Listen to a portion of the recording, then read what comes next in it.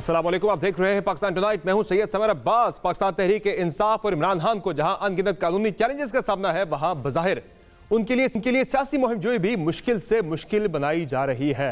आज इमरान खान ने लाहौर के मीनार पाकिस्तान पर आज़ादी जलसा मुनक्किद करने का ऐलान किया था, जिसके बारे में ये दावे किए गए थे कि ये जलसा तहरीक इंसाफ के गुज़िश्ता 6 जलसों के तमाम रिकॉर्ड्स तोड़ देगा।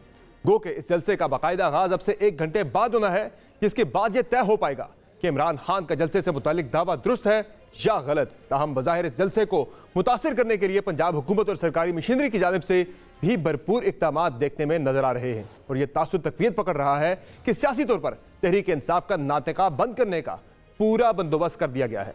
मीडिया स्क्रीन पर चलने वाले मनाजिर की बात की जाए तो ऐसा महसूस होता है कि लाहौर को कंटेनरों का शहर बना दिया गया है।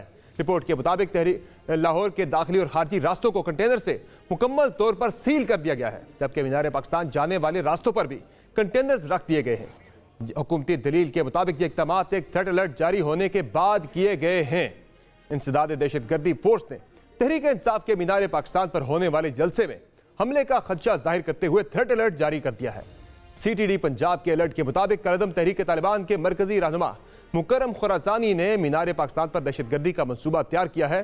दहशतगर्द मुल्क में अफरा तफरी पैदा करने के लिए PTI को जमान पार्क, रैलियों और मीनार पाकिस्तान जलसे को निशाना बना सकते हैं। CTD मुरासले में कहा गया है कि मुकर्रम खुरासानी ने दहशतगर्द अब्दुल वली खान से मुशावरत के बाद मंसूबा तरतीब दिया है। दहशतगर्दों ने 25 खुदकुश बमबारों के साथ हमले की मंसूबाबंदी कर रखी है। अब्दुल वली खान माजी में लाहौर शहर में मुतअद्दिद धमाके कर चुका है। मुरासले में लिखा गया है कि दहशतगर्द कानून नाफिज करने वाले इदारों, अहम तनसीबात और यूनिफॉर्म में मलबूस फोर्स को भी निशाना बना सकते हैं। तमाम कानून नाफिज करने वाले इदारे सख्त सिक्योरिटी इंतजामात करें। खाली निगरान हुकूमत ही नहीं, बज़ाहिर वफाकी हुकूमत भी तहरीक इंसाफ के इस जलसे में रोड़े अटकाने में पेश नजर आती है। वफाकी वज़ीर दाखिला राना सनाउल्लाह के बकौल पाकिस्तान के खिलाफ काम करने वाले शख्स को मीनार पाकिस्तान पर जलसे की इजाज़त नहीं होनी चाहिए। इमरान खान पहले अमरीकी लाबी फर्मों से तो हकीकी आज़ादी हासिल कर लो। अमेरिका से नहीं डरता से लेकर मेरी जान को खतरा है और अमेरिका ने साजिश नहीं की तक के झूठ से नया झूठ निकलेगा। राना सनाउल्लाह ने एक बयान में कहा है कि इमरान खान आइन, कानून और सच्चाई से हकीकी आज़ादी चाहता है। तोशा खाना, फॉरेन फंडिंग, टेरियान केसेस से हकीकी आज़ादी चाहता है। यह हर इदारे और उसके सरबराह को अपना गुलाम बनाने की हकीकी आज़ादी चाहता है। उसकी हकीकी आज़ादी के मनाजिर डी चौक पर पूरी कौम पहले ही देख चुकी है। दूसरी जानिब इन हुकूमती हरबों पर तहरीक इंसाफ शदीद सरापा एहतजाज है। लाहौर हाई कोर्ट में भी तहरीक इंसाफ की जानिब से रास्तों को सील किए जाने के खिलाफ पटिशन दायर की जा रही है। PTI के वाइस चेयरमैन शाह महमूद कुरैशी के बकौल निगरान हुकूमत का रवैया मुतअस्सिबाना है। बिलखुसूस मरीम नवाज को इजाज़त है, इमरान खान को नहीं। जहाँ PTI का ये शिकवा कर रही है, वहाँ धमकी भी दे रही है। हमाद अजहर के बकौल पाकिस्तान तहरीक इंसाफ के खिलाफ कार्रवाइयों में मुलव्विस पुलिस अफसरान से हिसाब लिया जाएगा।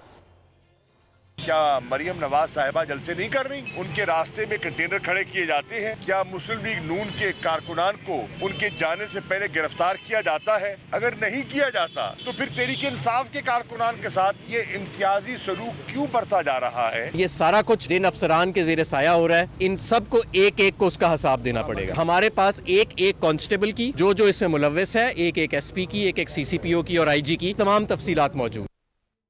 पाकिस्तान तहरीक इंसाफ के जलसे को मुतासिर करने के लिए सिर्फ रास्तों की हद तक रुकावटें खड़ी करने की इतलात नहीं है, बल्कि तहरीक इंसाफ के वर्कर्स और कारकुनान को बड़ी तादाद में गिरफ्तार किए जाने की इतलात भी आ रही है। खुद साबिक वज़ीर-ए-आज़म इमरान खान के बकौल उनके तकरीबन 1600 कारकुनान को गिरफ्तार किया जा चुका है और उनके साथ कश्मीरियों और फलस्तीनियों जैसा बर्ताव हो रहा है। 1600 हमारे वर्कर्स को पकड़ लिया सिर्फ इसलिए कि ये आज मीनार पाकिस्तान के जलसे को फेल करना चाहते। जो एक कौम बड़े फख्र से आज़ाद हुई थी, उस आज़ादी को इन्होंने बिल्कुल ख़त्म कर दिया है। ऐसा लगता है कि मकबूजा कश्मीर है या फ़लस्तीन है जो हमारे ऊपर जुल्म हो रहे हैं, टॉर्चर कर रहे हैं, लोगों को उठा रहे हैं और इसका आज रद्द अमल आएगा। तहरीक इंसाफ अपने साथ रवा रखे जाने वाले रवैये पर आलमी दुनिया को भी झंझोड़ रही है। कल तक अमेरिका को ललकारने वाली पाकिस्तान तहरीक इंसाफ अब अमेरिका को पुकार रही है। आए रोज किसी न किसी अमेरिकी सेनेटर या कांग्रेस रुकन का PTI के हक में बयान सामने आ रहा है। पाकिस्तान में मरकजी क़यादत हर रोज किसी न किसी मुल्क के सफीर से मुलाकात करती दिखाई देती है। खुद फवाद चौधरी के बकौल उनकी अमेरिकी सफीरों से 5 मुलाकातें हो चुकी हैं, जबकि तहरीक इंसाफ ने गुज़िश्ता रोज ही अमेरिका में एक नई लॉबिंग फर्म हायर की है, जबकि आज ही साबिक स्पीकर असद कैसर की जानिब से इमरान खान पर हमले, अरकान पार्लियामेंट और कारकुनान पर तशद्दुद के खिलाफ यूरोपीय यूनियन, अमरीकी अवानी नुमाइंदगान, ब्रिटिश हाउस ऑफ लॉर्ड्स और इंसानी हुकूक की आलमी तंजीमों को खतूत अरसाल किए गए हैं।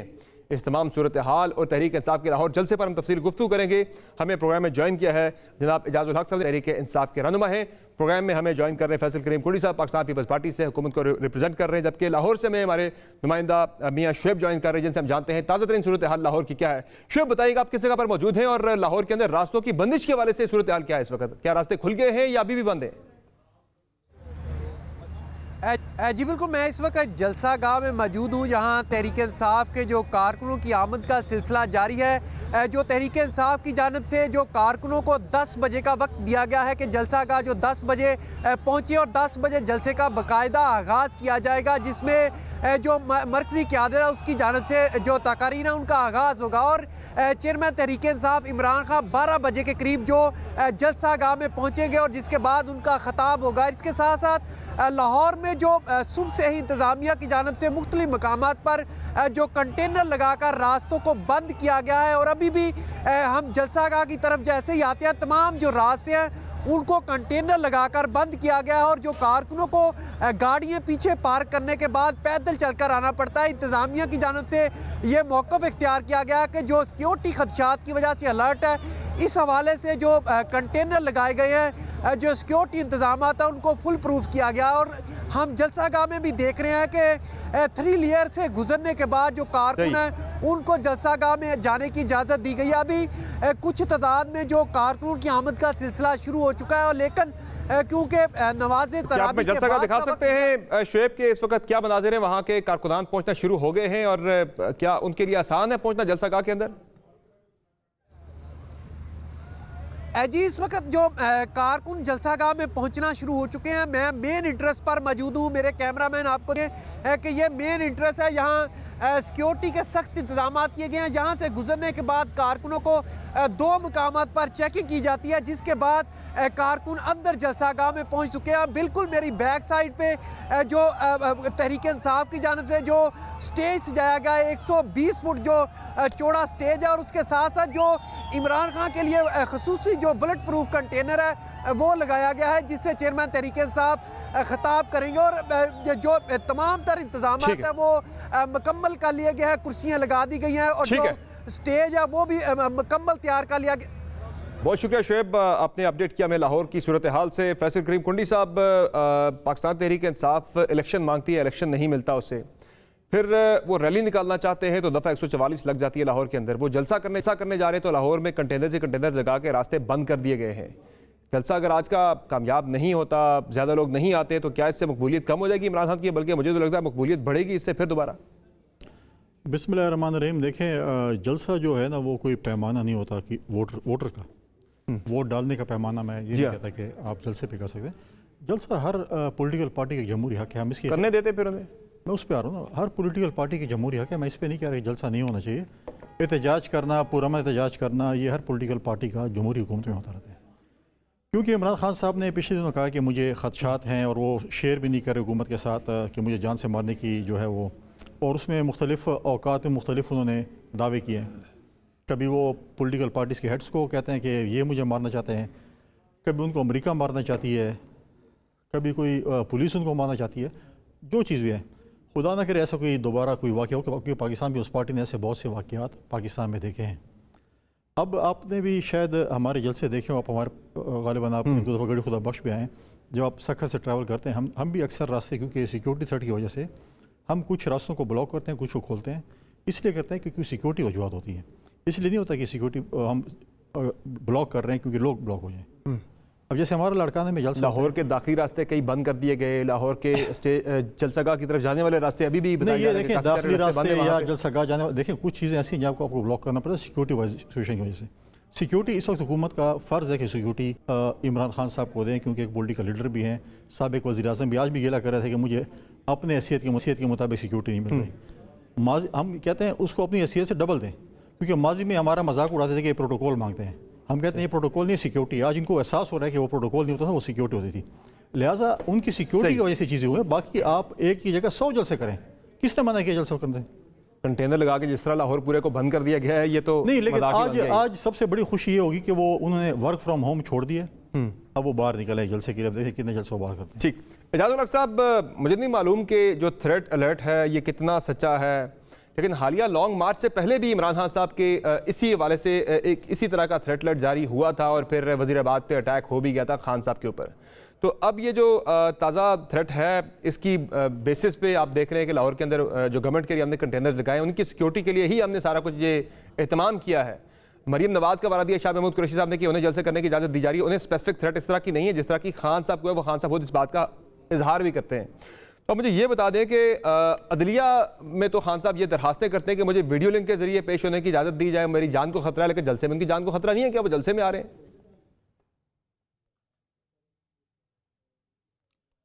बिस्मिल्लाहिर्रहमानिर्रहीम। देखें, आज जो लाहौर के मनाज़र हैं वो ना सिर्फ पाकिस्तान में नहीं दिखाए जा रहे हैं, लेकिन सारी दुनिया में दिखाए जा रहे हैं, सोशल मीडिया के ज़रिए दिखाए जा रहे हैं। अब इसमें तो कोई शक नहीं कि जब एक शख्स पे हमला हुआ हो, वज़ीराबाद में आपने देखा था कि किस तरह से हमला हुआ था, तो उसके बाद ख़दशात तो ज़रूर होते हैं और फिर कुछ इन्फॉर्मेशन होती है, इन्फॉर्मेशन बेस्ड होती है। लेकिन ये तो देखें, मुझे बाकी सारी चीज़ें अपनी जगह, फैसल कुंडी साहब मेरे भाई हैं, दोस्त हैं, मैं इनकी बड़ी इज़्ज़त करता हूँ, लेकिन जब पीपल्स पार्टी वालों को देखता हूँ ना कि अनकॉन्स्टिट्यूशनल मूव्स को जब सपोर्ट करते हैं तो मुझे बड़ी हैरानी होती है। इन्हीं के खोसा साहब जो गवर्नर थे, एक्स एतजाज़ एहसन साहब, उनकी आप गुफ्तगू सुन ले, वो कॉन्स्टिट्यूशन के साथ खड़े हुए हैं और 90 दिन के जो मामलात हैं उस पर बात कर रहे हैं। आज लाहौर को जिस तरह से बंद किया गया है कि यहाँ पिंडी से आप लाहौर नहीं पहुँच सकते, रिंग रोड भी बंद है, ठोकर न्याज बेग भी बंद है, सारे दाखिली रास्ते जो हैं वो बंद किए हुए हैं। देखें, अगर खुदा न खास्ता कोई वहाँ पर चीज़ होती है और कोई भगदौड़ होती है और लोगों को वहाँ से निकलने की ज़रूरत पड़ती है तो वो निकल ही नहीं सकेंगे वहाँ से। एक स्टैम्पीड हो जाएगा, जिस तरह से उसको सारे जलसा गा के गिरदोनवा वो कंटेनर लगा दिए गए। देखिए, मैं तो ये कहूँगा कि अगर औरों ने भी अपना ज़ोर आजमाना है तो ये मैं खान साहब से रिक्वेस्ट कर सकता हूँ कि इस कंटेनर को आज जलसे के बाद यहाँ ही छोड़ जाएं और इसी सिक्योरिटी के तहत या इसी जो इन्होंने बंदिशें लगाई हुई हैं, 14 की 14 पार्टियों कहेंगे जी बारी बारी आप भी आकर यहाँ पर जलसा कर लें, कोई फ़र्क नहीं पड़ता, पता लग जाएगा कि लोग आते हैं कि नहीं आते। उससे सबसे हट कर मैं ये समझता हूँ कि देखें, इस वक्त एक अबूरी हुकूमत है, एक निगरान हुकूमत है। निगरान हुकूमत का ये मतलब है कि वो आर्जी तौर पर आई हुई है, कोई इस किस्म के फैसले नहीं कर सकती जिस किस्म के वो फैसले कर रहे हैं। जिस तरह से लोगों की पकड़ धकड़ हो रही है पंजाब के अंदर, लाजमी बात है फेडरल गवर्नमेंट ने तो उनको अहकामात ही दिए होंगे ना, और वो उन अहकामात पे वो कर रहे हैं। तकरीबन 1000 से ज़्यादा कारकुनों को पाकिस्तान, पंजाब का कोई ऐसा शहर नहीं है कि जहां से उठाया ना हो। पिंडी, लेकिन सर मेरा सवाल वहीं पे है, इजाज़ुल हक साहब, मेरा बुनियादी सवाल वहीं पे है कि इमरान खान साहब अदालतों में जाते हैं, इंतहाई प्रोटेक्शन में वो अदालतों के अंदर आजकल पेश हो रहे हैं, और अदलिया के अंदर जाके अदालतों में वो सुप्रीम कोर्ट के चीफ जस्टिस ऑफ पाकिस्तान को वो खत लिखते हैं कि मुझे वीडियो लिंक के जरिए अदालतों के अंदर पेशी की सहूलत दी जाए, मेरी जान को खतरा है। तो वो खतरा जलसे के अंदर नहीं है क्या खान साहब की जान को? देखें, जब पिछली दफ़ा देखा था आपने कि यहाँ पर जुडिशल कॉम्प्लेक्स में क्या हुआ, किस तरह से आंसू गैस चली, किस तरह से पुलिस ने उनको घेरा हुआ था। खुदा न खास्ता अगर कहीं से भी कोई गलती से भी अगर एक बुलेट भी फायर हो जाती तो मेरा ख्याल है वहाँ पर आग लग जानी थी। इसी तरह लाहौर हाई कोर्ट में जब पिछली दफ़ा, तो वो छुप के जाते हैं कि किसी को मालूम ना हो, वरना जब कारकुन साथ होते हैं तो एक अजीब व गरीब जो है वो माहौल बन जाता है। जलसों में तो जाना ही है। देखें, कोई सियासी रहनुमा ऐसा नहीं है जो कि जलसे नहीं करेगा। नवाज शरीफ साहब जब थ्रेट था, उस यहाँ से लेकर वही कंटेनर था, वही बुलेट प्रूफ कंटेनर था जिस तरह आज इमरान खान साहब के लिए लगाया गया है, ये भी बुलेट प्रूफ कंटेनर है। ताहिरुल कादरी साहब ने भी बुलेट प्रूफ कंटेनर से ही जब इस्लामाबाद आए थे तो वहाँ बैठ कर उन्होंने खिताब किया था।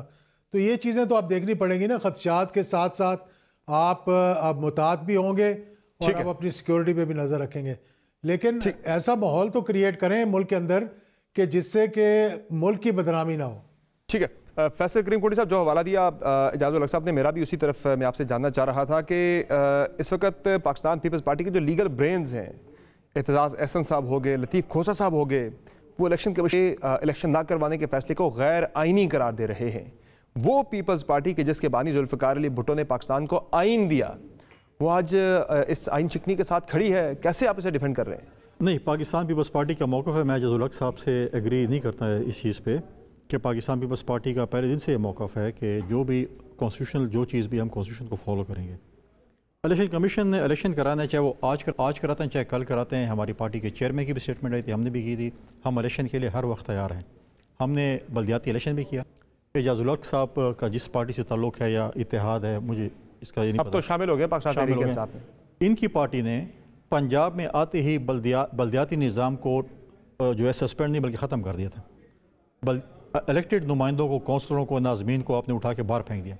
4 साल तक जब तक ये हुकूमत बैठ रहे वो इलेक्शन नहीं करा सके, जिसका इमरान खान कहता था कि ये मेरी फर्स्ट फोर्स है, जो डिफेंस फोर्स है, सही है, उसका इलेक्शन ये नहीं करा सके। ठीक है, उसके बाद अगर आप कहते हैं देखिए हमने तो सिंध में इलेक्शन करा, बल्दियाती हमने कराया, आखिर में कराची में हाई कोर्ट ने भी कहा कि इलेक्शन, हम तो इलेक्शन के लिए आज भी तैयार हैं। हम पाकिस्तान पीपल्स पार्टी का worker, Pakistan people's party candidates, हमारी आज भी पंजाब की पार्लिमानी बोर्ड की मीटिंग हुई है।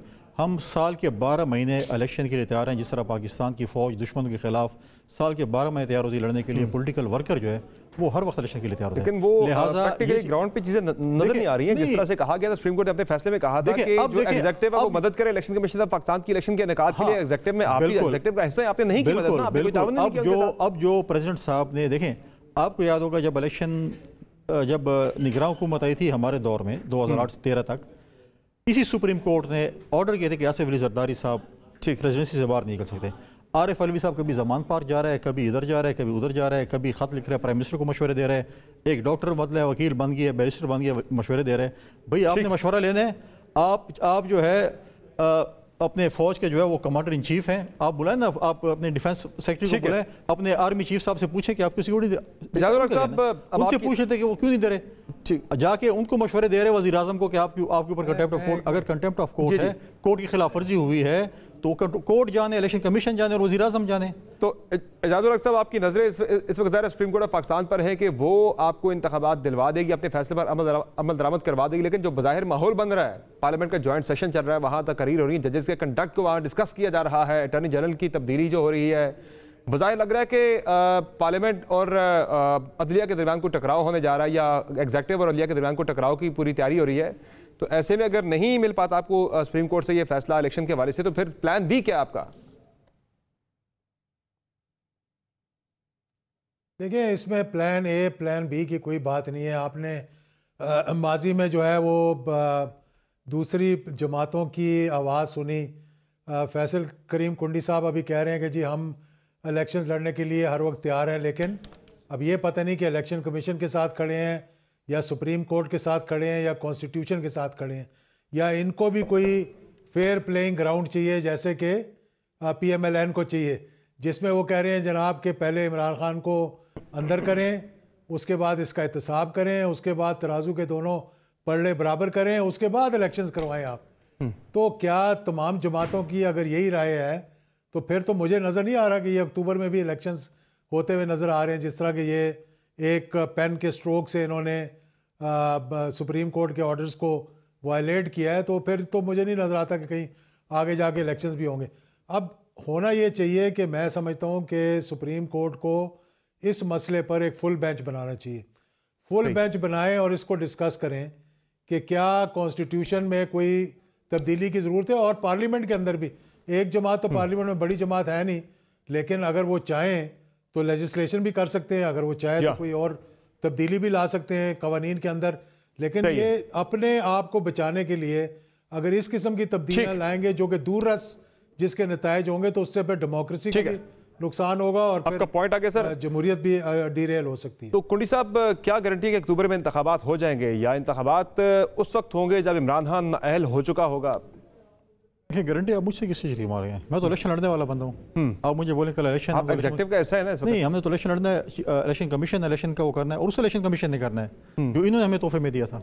इमरान खान साहब ने कहा था कि 22 करोड़ अवाम में से कोई ऐसा बंदा नहीं था, मैंने ढूंढा, यही बंदा था। फेडरल गवर्नमेंट का ऐसा है, फेडरल गवर्नमेंट ने कहा है ना कि हम नहीं करवा सकते। मेरी मासूमात नहीं कर सकते, मेरी आजान से वो भी बोले, फरमाइश भी सुन लेना, थोड़ा सा सवाल कर ले मर जाओगी।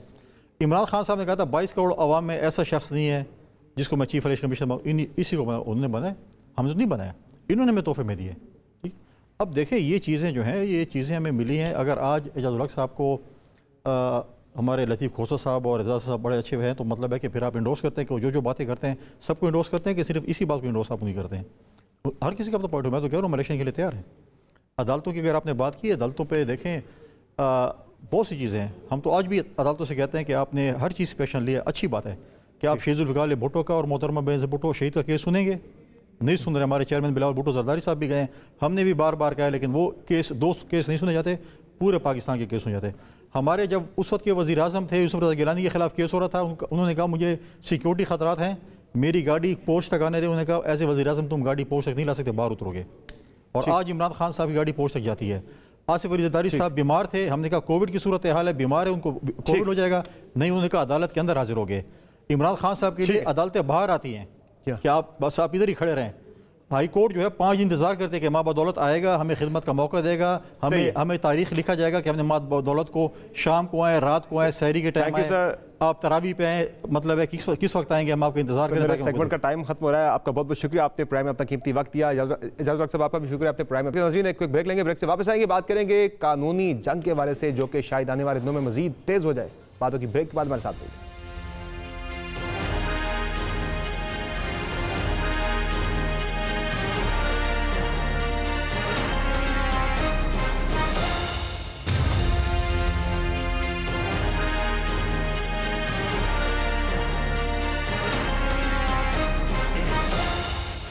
पाकिस्तान में अदलिया और मुकदमा या हुकूमत के दरमियान महाज आराई कोई नई बात नहीं। सियासी जमात और अदालतों के दरमियान खिंचाव की एक तवील तारीख है। कई अदालती फैसले ऐसे हैं जिन पर आज भी मुल्क की जड़ों को खोखला किए जाने का इल्ज़ाम दिया जाता है। साबिक सदर जुल्फ़िकार अली भुट्टो से मुतालिक फैसले को आज भी अदालती कत्ल से ताबीर किया जाता है। कभी इस्टेब्लिशमेंट तो कभी सियासी जमातों के दबाव पर अदलिया पर कॉम्प्रोमाइज़ होने का इल्ज़ाम लगता आया है। इस तरह के इल्ज़ामात को तक़वीयत सुप्रीम कोर्ट के जजों की मुबैना ऑडियोज़ के सामने आने से भी मिलती रही है। दूसरी जानिब सियासी जमातों की जानिब से भी अदलिया से टकराव की कई मिसालें मौजूद हैं। मुस्लिम लीग नून को आज भी अदलिया पर हमले का इल्ज़ाम दिया जाता है। ताहम सितम यह है कि यह तर्ज अमल आज भी अपनी जगह मौजूद है और बदकिस्मती से इसमें इजाफा भी हुआ है। आजकल भी बज़ाहिर अदलिया और सियासी जमातों के दरमियान एतमाद का शदीद फुक़दान पाया जाता है। किसी एक मखसूस जमात की जानिब अदलिया की मुबैना झुकाव ने दूसरी जमात को अदलिया को चार्जशीट करने का भरपूर मौका दे दिया है। इस वक्त भी सियासी जलसों में तराजू के दोनों पलड़े बराबर किए जाने के मुतालबे हो रहे हैं और अदलिया को फिक्स बेंच बनाने के ताने दिए जा रहे हैं। सरगोदा के अवाम को पता है बेंच फिक्सिंग हो रही है, आपको क्यों पता नहीं है कि बेंच फिक्सिंग हो रही है? एक्शन कराओ, जरूर कराओ, मगर पहले तराजू के दोनों पलड़े एक जैसे करो, बराबर करो। मुस्लिम लीग नून की अदलिया से इस शिकायत के पीछे माजी बईद नहीं बल्कि माजी करीब की वो तारीख है जब साबिक वज़ीर आज़म नवाज शरीफ को नाअहल किया गया और इस फैसले से मुताल्लिक अब कयास आराइयां और अफवाहें जुबान ज़द-ए-आम हैं। जबकि साबिक चीफ जस्टिस साकिब निसार की आने वाली एक के बाद एक मुबैना ऑडियोज़ ने मुस्लिम लीग नून के इस मौक़िफ़ को और भी बढ़ावा दे दिया है, जिसकी झलक हालिया दिनों में होने वाले पार्लियामान के ज्वाइंट सेशन में भी देखने को मिली, जब साबिक चीफ जस्टिस साकिब निसार के पोस्टर्स उठाकर उनको आड़े हाथों लिया गया। बदकिस्मती यह भी है कि इस वक्त भी सुप्रीम कोर्ट में मौजूद सीनियर जजेस से मुतालिक भी शदीद शकूक व शुबहात का इजहार किया जा रहा है और इन जजेस के नाम लेकर सियासी जलसों में उनके सियासी अज़ाइम होने का इल्ज़ाम दिया जा रहा है। इस तनाजुर में हालिया सियासी सूरत हाल को देखकर यह इम्कान और भी बढ़ गया है कि अदलिया और मुक़न्नना आमने सामने आ खड़े हैं। इस इम्कान की तस्दीक गुज़िश्ता रोज़ की एक अहम पेशरफ्त से भी हुई जब अटॉर्नी जनरल बैरिस्टर शहजाद अता इलाही के मुस्तफ़ी होने की खबर आई। इस मुतालिक यह कयास आराइयां हुई कि अटॉर्नी जनरल से हुकूमत ने इस्तीफ़ा लिया है, ताहम मेरी खबर के मुताबिक उन्होंने इस्तीफ़ा खुद दिया है। बैरिस्टर शहजाद इलाही के करीबी ज़राए से मेरी गुफ्तगू के मुताबिक उनके इस्तीफ़ा के पीछे भी मुस्तकबिल करीब में अदलिया और हुकूमत के दरमियान तनाव है, जिसे इस्तीफ़ा में ज़ाती वजूहात करार दिया गया है। ताहम शहजाद इलाही के करीबी ज़राए के मुताबिक उनके नज़दीक अदलिया का वक़ार मुक़द्दम है और मौजूदा हालात में इस्तीफ़ा हादसाती था, ना ही महज इत्तेफाक। जहां हुकूमत अदलिया से उखड़ी दिखती है, वहां तहरीक इंसाफ की नजरें सिर्फ अदलिया पर टिकी है। इमरान खान को अपने खिलाफ केसेस में कानूनी रिलीफ से लेकर इलेक्शन लेने तक की उम्मीद सिर्फ अदलिया से ही है और इस ही उम्मीद को यकीन में बदलने के लिए तहरीक इंसाफ आज फिर सुप्रीम कोर्ट पहुंची, जहां पंजाब इलेक्शन मुलतवी करने के फैसले को चैलेंज करने के लिए पिटीशन दायर कर दी गई। पंजाब इलेक्शन मुलतवी करने के फैसले को कलअदम करार देने के लिए पाकिस्तान तहरीक इंसाफ के general secretary Asad Umar, speaker Punjab assembly इस्तिफ्तेन Khan, speaker KP assembly Mushtaq Ghani, PTI रहनुमा मियां महमूद रशीद और अब्दुल रहमान ने सुप्रीम कोर्ट में मुश्तरका दरखास्त दायर की है। आईनी दरखास्त में विफाक, पंजाब, खैबर पख्तूनख्वा, वजारत पार्लिमानी अमूर, वजारत कानून और काबीना को भी फरीक बनाया गया है। PTI ने अदालत उज़्मा से दरखास्त की है कि इलेक्शन कमीशन का फैसला कलअदम करार दिया जाए और कहा गया है कि इलेक्शन कमीशन ने आईनी मैंडेट और अदालत के फैसले से इनहराफ किया। दरखास्त में कहा गया है कि इलेक्शन कमीशन को शेड्यूल के मुताबिक 30 अप्रैल को सूबे में इंतखाबात कराने का हुक्म दिया जाए। सुप्रीम कोर्ट में दायर आईनी दरखास्त में इस्तदा की गई है कि इलेक्शन कमीशन को खैबर पख्तूनख्वा में सूबाई असम्बली के इंतखाबात के लिए तारीख का ऐलान करने की हिदायत की जाए। PTI की इस पिटीशन के बाद अदलिया को एक नया चैलेंज दरपेश हो जाएगा, बिलखुसूस जब ये बातें भी जुबान ज़द आम है कि खुद सुप्रीम कोर्ट के तमाम जज भी एक पेज पर नहीं है और इस ही इम्कान को जवाब बनाकर मुस्लिम लीग नून का पहला मुतालबा सुप्रीम कोर्ट के फुल कोर्ट बेंच की तश्कील का होगा। दूसरी जानिब नामवर कानूनी माहिर और बज़ाहिर आज तक तहरीक इंसाफ के नुक्ता गरीब Aitzaz Ahsan full court bench की तश्कील की मुखालफत करते नजर आते हैं। Supreme court is supreme court, supreme court का मजाक लेते हैं ये जो फुल कोर्ट कोई फुल कोर्ट की जरूरत नहीं है। इतना ये क्या किस तरह अफोर्ड कर सकता है? 3 जज बैठे, बिल्कुल बैठे, शौक से बैठे और अपना फैसला करें। अब सवाल यह है कि क्या सुप्रीम कोर्ट इस केस को टेकअप करेगी और अगर करेगी तो क्या फुल कोर्ट बेंच बनेगा और अगर फुल कोर्ट बेंच नहीं बनेगा तो क्या सुप्रीम कोर्ट का मुमकिना फैसला काबिल कबूल और काबिल अमल भी होगा? और अगर यह फैसला काबिल कबूल और काबिल अमल ना हुआ तो क्या मुक़न्नना और अदलिया के दरमियान मुमकिना तसादुम यकीनी तसादुम में बदल जाएगा? तफसीली गुफ्तगू करेंगे मैं जॉइंट कानून बैरिस्टर अजहर सिद्दीक साहब ने और कामरान मुर्जा साहब ने। बहुत शुक्रिया आप दोनों मेहमानों का अपने प्रोग्राम में अपना कीमती वक्त दिया। कामरान मुर्जा साहब, बज़ाहिर लग रहा है कि ये पिटीशन तो पाकिस्तान तहरीक इंसाफ ने दायर कर दी आज और 1-2 रोज़ में शायद टेकअप भी हो जाए, तो क्या सुप्रीम कोर्ट की कोर्ट पे तो बॉल आ गई है, लेकिन क्या सुप्रीम कोर्ट को भी टेस्ट में नहीं डाल दिया गया इस पिटीशन के बाद? देखिए, टेस्ट में PTI ने डाला है। इनफैक्ट ये काम जो है पॉलिटिकल पार्टीज के हैं और पॉलिटिकल पार्टीज को बैठ के इसको रिजॉल्व करना चाहिए था और इसका जो मुनासिब फोरम होता है वो पार्लियामान होता है। तो पार्लियामान से जो है ना वो पहले तो कौमी असम्बलियों से ही चले गए, फिर देन जो है ना उसके बाद वापस आने के लिए कर दिया। आजकल जो है ना मैं ये फील कर रहा हूँ कि अक्सर जो है सेनेट में भी या मुश्तरका इजलास में भी सेनेटर साहबान जो है इनके PTI के वो नहीं आ रहे, तो इसका मतलब है कि पार्लियामान का वो किरदार जो होना चाहिए वो नहीं है। तो अब ये गए हैं सुप्रीम कोर्ट में जब गए हैं तो सबसे पहला मरहला आएगा वो बेंच की फॉर्मेशन का आएगा।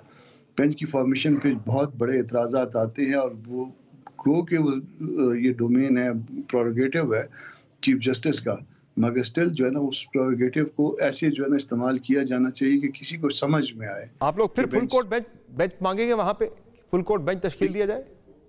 यही बात मैं कर रहा था कि प्रोरोगेटिव तो चीफ जस्टिस का है, मगर जब फॉर्मेशन होती है बेंच की उसका तरीकाकार होता है। फर्ज कर लीजिए कि जी 1 से 5 अगर आपने करने हैं तो ऊपर से 1 से 5 कर लीजिए, 1 से 7 करने हैं तो तरतीब से 1 से 7 कर लीजिए। ये नहीं होना चाहिए कि उसमें मिस्टर जैद, मिस्टर बकर, मिस्टर फलाना 2 आदमी के उधर से एतराज आए, 2 आदमी इधर से हो गए। इस तरह से नहीं होना चाहिए। आप जितने भी अच्छे तरीके से काम करें, बहुत ऑनेस्ट होंगे, हमको कोई आपकी ऑनेस्टी के ऊपर जो है ना कोई एतराज नहीं है, शक शुबा है, मगर एक तरीकाकार ऐसा जो एक प्रूडेंट माइंड को समझ आए। ठीक है। अजहर सिद्दीक साहब, आज शाह महमूद कुरैशी साहब ने मुतालबा किया, वो ये एक्सपेक्ट कर रहे हैं कि सुप्रीम कोर्ट ऑफ पाकिस्तान जिस तरह से यूसुफ रजा गिलानी ने हुक्म अदूली की थी सुप्रीम कोर्ट के अहकामात की, उन्हें नाअहल किया गया था। वो कह रहे हैं कि आज शहबाज शरीफ पे भी वही केस उसी तरह से अप्लाई होता है, सुप्रीम कोर्ट उन्हें भी हुक्म अदूली पर नाअहल कर सकती है। ये वाकईतन आप ये एक्सपेक्ट कर रहे हैं सीरियसली या एक पॉलिटिकल स्टेटमेंट है ये? बहुत शुक्रिया। पहली तो बात है, कमरान भाई से बसद एहतराम इख्तलाफ करता हूं इस बात से।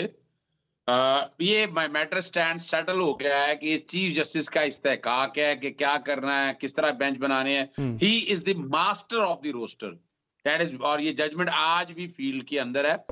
हम पता नहीं इनमें क्यों कंट्रोवर्शियल, हम पॉलिटिकल क्यों बातें बना रहे हैं, और ये इसलिए बनाया जाता है जब केस कमजोर होता है। याद रख लीजिएगा, अब अपने ना जब आप बैठे हो ना, पनाह है तो शोर डालना शुरू कर दें और हम इस तरह की बातों में उलझाना शुरू कर दें। पिछले 1 साल के अंदर ये इनका वतीरा रहा है PDM की जमातों का कि हर दफा फुल कोर्ट में। क्या फुल कोर्ट? कानूनी तौर पर आप आ जाएं, जस्टिस काजी फायजीसा के केस में ये मामला फाइनली सेटल हो चुका है। हम क्यों अपने इदारों को कमजोर कर रहे हैं? पार्लियामेंट जिसकी हम बात कर रहे हैं, मजबूत कर रहा है, क्या काम किया आज तक? क्या पार्लियामेंट में अगर कोई दूसरी जमात नहीं होगी तो आप आइन और कानून की बालादस्ती नहीं करेंगे?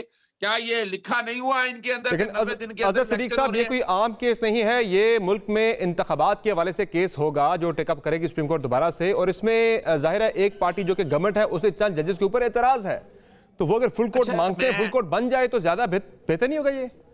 देखिए, मैं पहले अर्ज करता चलूं, एक आम बच्चे से अगर पूछ लिया जाए कि आइन में लिखा हुआ 90 दिन में इलेक्शन होने हैं, अब इसमें क्या डाउट है?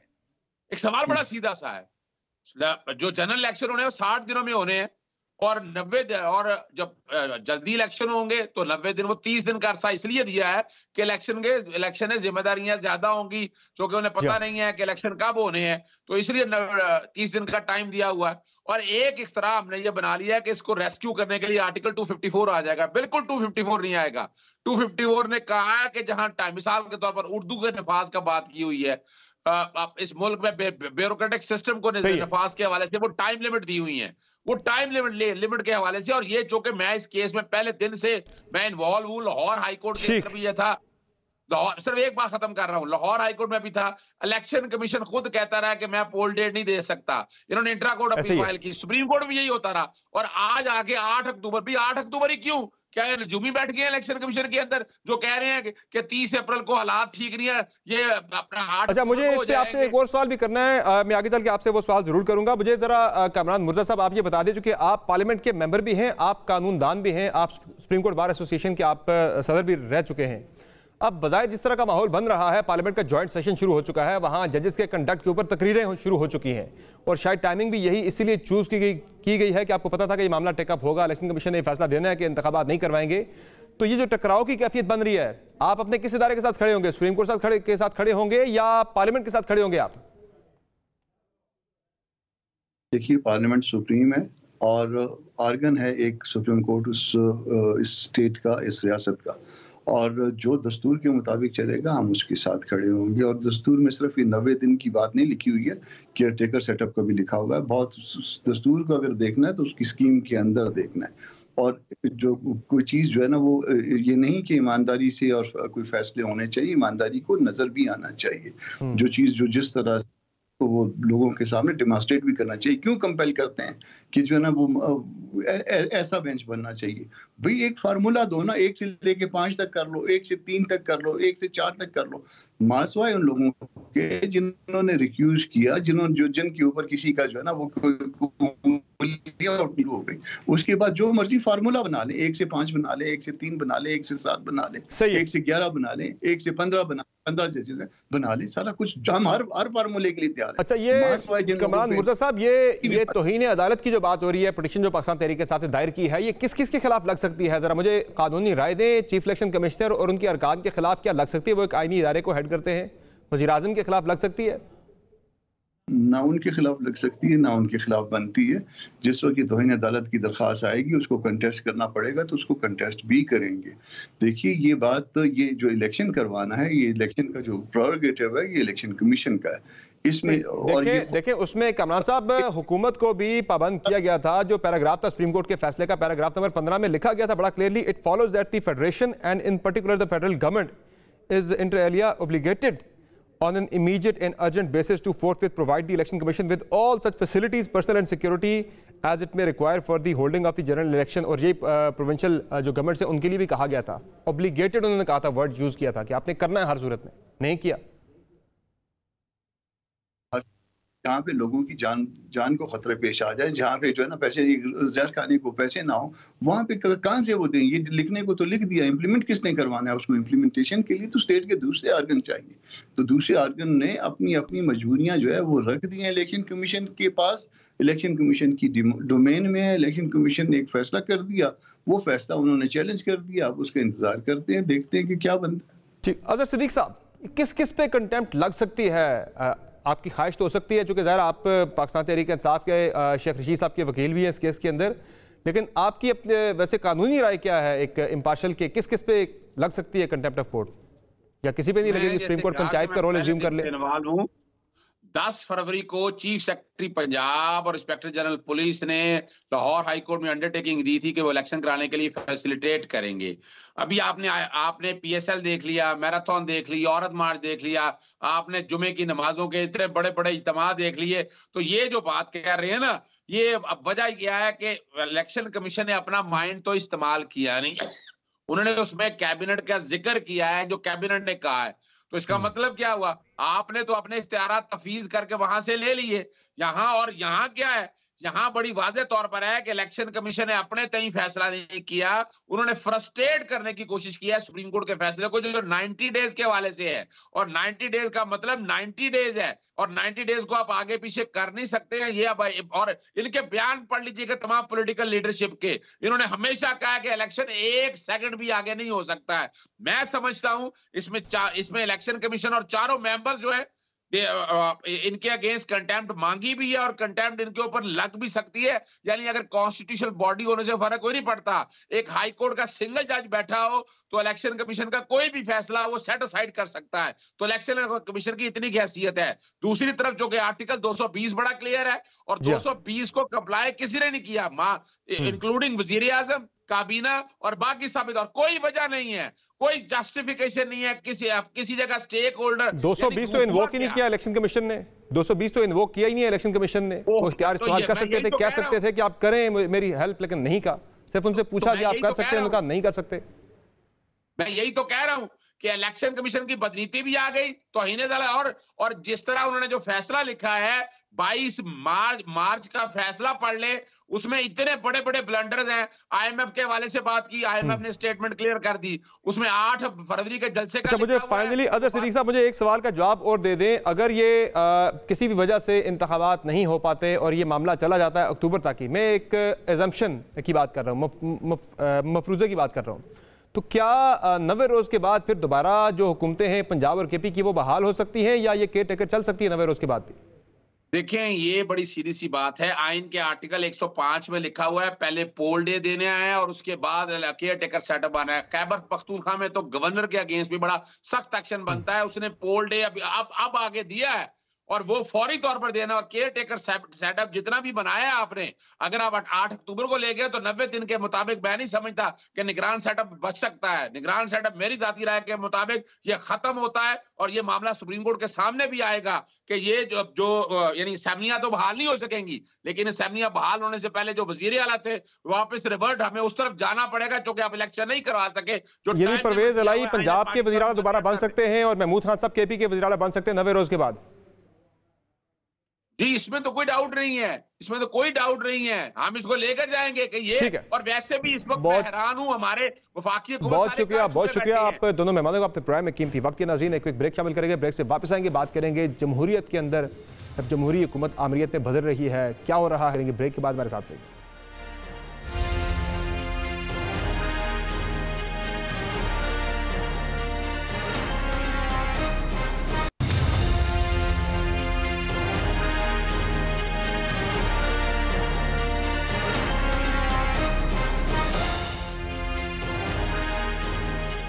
Welcome back. दुनिया की बड़ी जमहूरियत अमरीत में बदल रही है। वज़ीर आज़म के खिलाफ बात करना जुर्म बन चुका है। इंसानी हुकूक की खिलाफ वर्जियाँ न्यू नॉर्मल बन चुकी हैं। अपोजिशन रहनुमाओं की गिरफ्तारियाँ और नाअहलियाँ हो रही हैं। मीडिया को शदीद कदगनों का सामना है। इस सूरत हाल की मुमासलत यकीनन पाकिस्तान से मिल सकती है, लेकिन जहाँ हालात इतने भी बुरे नहीं हैं, ये अफसोसनाक बल्कि शर्मनाक सूरत हाल भारत की है, जहाँ मोदी हुकूमत के खिलाफ बात करना जुर्म बन चुका है। और अब मोदी हुकूमत के खिलाफ उठने वाली आवाज़ों को कुचलने का सिलसिला मजीद तेज हो गया है। नरेंद्र मोदी की मुस्लिम दुश्मनी तो किसी से छुपी ही नहीं थी, वहां अब उन्होंने अपने सियासी हरीफों को भी रास्ते से हटाने की कोशिश शुरू कर दी है। नरेंद्र मोदी की मुखासमत इतनी बढ़ गई है कि उन्होंने अपनी सियासी हरीफ जमात कांग्रेस को ही दीवार से लगाने का आगाज कर दिया है। इस आगाज की बुनियाद उन्होंने अपोजिशन लीडर और कांग्रेस रहनुमा राहुल गांधी से की है, जिनके 4 बरस पुराने बयान पर अब एक्शन लिया गया है। राहुल गांधी की जानिब से 2019 में की गई तकरीर पर पहले 2 साल कैद की सजा दिलवाई गई और अब उनको लोकसभा की रुकनीत से भी नाअहल कर दिया गया है। कांग्रेस रहनुमा राहुल गांधी ने 2019 में एक इंतखाबी रैली में तकरीर के दौरान मोदी बरादरी पर कुछ इस तरह के इल्जामात लगाए थे। 30,000 करोड़ रुपए आपकी जेब से निकालकर उसकी जेब में। मेहुल चोकसी, ललित मोदी। अच्छा, एक छोटा सा सवाल, इन सब के नाम, इन सब चोरों के नाम मोदी मोदी मोदी कैसे हैं? नीरव मोदी, नरेंद्र मोदी, और अभी थोड़ा ढूंढेंगे तो और बहुत सारे मोदी निकलेंगे। गो के इस खिताब को तकरीबन 4 साल बीत गए हैं, लेकिन अब राहुल गांधी के खिलाफ कार्रवाई से सियासी इंतकाम की बू आ रही है, बिलखुसूस जब इंडिया में आम इंतखाबात से सिर्फ 1 साल दूरी पर है, जो भारतीय अपोजिशन के लिए तशवीशनाक है। इस केस में राहुल गांधी के खिलाफ पहली कार्रवाई गुज़िश्ता रोज गुजरात की एक ज़ेरी अदालत में हुई, जिसने हत्या इज्जत के जुर्म में कांग्रेस रहनुमा को 2 साल कैद की सजा सुना दी। अहम बात यह है कि इस फैसले के वक्त कांग्रेस रहनुमा खुद भी मोदी के आबाई रियासत के शहर सूरत की अदालत में मौजूद थे। सजा सुनाए जाने के फौरन बाद राहुल गांधी को 30 दिन के लिए जमानत मिल गई और उन्हें इस फैसले के खिलाफ अपील दायर करने की इजाजत दे दी गई। दूसरी जानिब कांग्रेस पार्टी ने कहा है कि राहुल गांधी के इस फैसले के खिलाफ अपील दायर करेंगे। समाअत के दौरान जज ने राहुल गांधी से पूछा कि क्या उन्होंने अपनी गलती कबूल की, ताहम उन्होंने इस पर राहुल से कहा कि उन्होंने जानबूझकर कुछ नहीं कहा और उनके बयान से दरखास्त गुजार को कोई नुकसान नहीं पहुंचा। इस पर दरखास्त गुजार के वकील ने दलील दी कि राहुल गांधी पार्लियामेंट के रुकन हैं, जहां पूरे मुल्क के लिए कानून बनते हैं। ऐसे में अगर राहुल गांधी को कम सजा सुनाई जाती है तो समाज में एक गलत पैगाम जाएगा कि जो लोग कानून बनाते हैं उन्हें कम सजा दी जाती है। सजा के ऐलान के बाद राहुल गांधी ने महात्मा गांधी का एक कोट ट्वीट किया, मेरा मजहब सच्चाई और अदम तशद्दुद पर मबनी है, सच्चाई मेरा खुदा है, अदम तशद्दुद उसके हुसूल का जरिया है। अभी राहुल गांधी को इस सजा की बाज़गश्त थमी नहीं थी कि उनके सियासी मुस्तकबिल को नुकसान पहुंचाने के लिए आज ये एक फैसला सामने आया, जिसके भारतीय लोकसभा ने पार्लिमानी रुकनीत उनकी मुअत्तल कर दी है। वाज़ेह है कि इंडियन कानून के मुताबिक अगर किसी रुकने पार्लिमान को किसी मामले में 2 बरस या उससे ज़ायद कैद की सजा दी जाती है तो उसकी रुकनीत फ़ौरन ख़त्म हो जाती है। ताहम अभी ये वाज़ेह नहीं कि राहुल गांधी आइंदा पार्लिमानी इंतखाबात में हिस्सा लेने के अहल होंगे या नहीं। इस फैसले के बाद आज प्रेस कॉन्फ्रेंस में राहुल गांधी ने अपने मौक़िफ़ में कहा है कि भारतीय वज़ीर-ए-आज़म नरेंद्र मोदी उनसे खौफज़दा हैं, इसीलिए उनको नाअहल किया गया है। नरेंद्र मोदी की जानिब से अदम बर्दाश्त की एक और झलक उस वक्त दिखी जब गुज़िश्ता रोज़ ही नई दिल्ली पुलिस ने मोदी हटाओ मुल्क बचाओ पोस्टर लगाने पर 100 से ज़ायद मुकदमात दर्ज किए। इस सूरत हाल को देखते हुए इंडिया को अब भी जमहूरी मुल्क कहना खाम ख्याली के सिवा कुछ नहीं, इसका इदराक आलमी दुनिया को बिलाख हो ही रहा है। आज की शो में इतना ही। अपना फीडबैक जरूर दीजिएगा। इजाज़त दीजिए, खुदा हाफ़िज़।